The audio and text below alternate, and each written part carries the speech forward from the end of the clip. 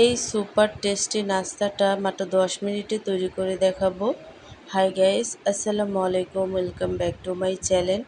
কেমন আছো তোমরা সবাই? আশা করছি ভালো আছো। আল্লাহর রহমতে আমি অনেক ভালো আছি। তো গাইস, আজকে আমি তৈরি করে দেখাবো মাত্র 10 মিনিটে খুবই মজাদার একটা নাস্তা। তো ভিডিওটি ফার্স্ট থেকে লাস্ট পর্যন্ত দেখতে থাকো, আশা করছি ভালো লাগবে। আর ভালো লাগলে প্লিজ একটি লাইক আর একটি সাবস্ক্রাইব করে পাশে থাকবে। তো নাস্তাগুলো তৈরি করার জন্য এখানে আমি নিয়ে নিছি চালের গুঁড়ি বা চালের আটা। তোমরা চাইলে ভেজা চালটাকে ব্লেন্ড করেও নিতে পারো। তো এখানে আমি শুকনো চালের আটাটা নিয়ে নিছি। তো তার মধ্যে স্বাদ মতো লবণ আর হচ্ছে টক দই। তো টক দইটা কিন্তু অবশ্যই দিবে, তাহলে নাস্তাগুলো খেতে অনেকটা টেস্টি লাগে। তারপরে কিন্তু এখানে আমি নর্মাল পানি দিয়ে দিয়ে এই নাস্তাগুলোর একটা ব্যাটার তৈরি করে নেব। আর কি আমরা যেভাবে পোয়া পিঠা তৈরি করার জন্য একটা ব্যাটার তৈরি করি, ঠিক সেইভাবেই কিন্তু এই ব্যাটারটা তৈরি করে নিতে হবে। তো দেখো, আমি নর্মাল পানি দিয়ে দিয়ে কিন্তু এই ব্যাটারটা তৈরি করে নেব। আর ব্যাটারটা তৈরি করার সময় পানিটা কতটুক লাগবে সেটা কিন্তু আন্দাজ করে বলা যায় না। তো দেখো, পানিটা দিয়ে দিয়ে তারপরে কিন্তু আমি একটা ব্যাটার তৈরি করে নেব। তো তোমরা চাইলে কিন্তু কমিয়ে বাড়িয়ে নিতে পারো চালটা, বা ভেজা চালটাও কিন্তু নিতে পারো। তো দেখো, আমি কিন্তু একটা ব্যাটার তৈরি করে নিছি, আর ব্যাটারের ঘনত্বটাও দেখতেই পাচ্ছ। তো আমি কিন্তু এই ব্যাটারটাকে 5 মিনিটের জন্য রেস্টে রেখে দেব। তো এখানে আমি অ্যাড করে দিচ্ছি ইনো। আর এই ইনোটা দিলে কিন্তু নাস্তাটা অনেক দুর্দান্ত লাগে।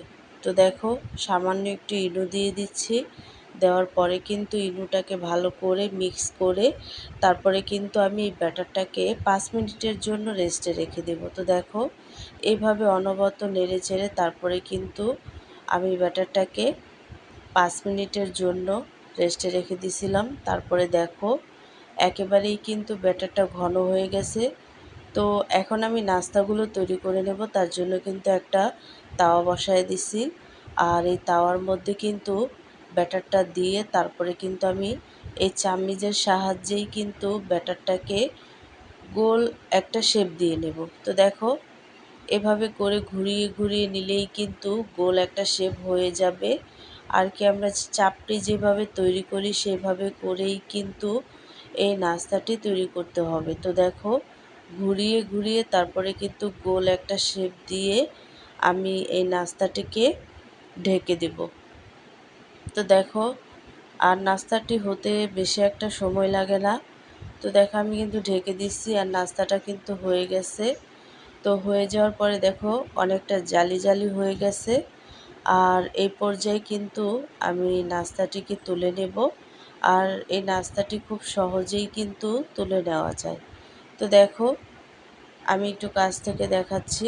তো এইভাবে করে কিন্তু আমি আরেকটা নাস্তাও তৈরি করে নেব। তো দেখো, আরেকটা নাস্তাও কিন্তু হয়ে গেছে। তো এই নাস্তাটাও কিন্তু আমি তুলে নেব। তো এইভাবে করে আমি সবগুলো নাস্তাই কিন্তু তৈরি করে নেব। তো দেখো, সবগুলো নাস্তা কিন্তু আমি তৈরি করে নিছি।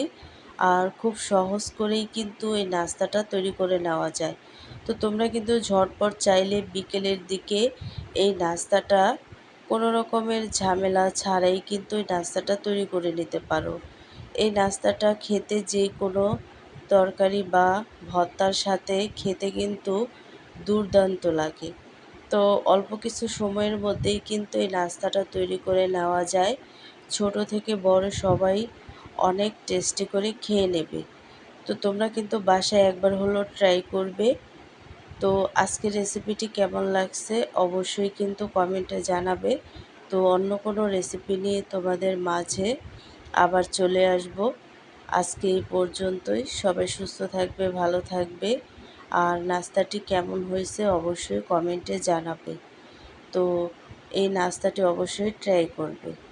আল্লাহ হাফেজ।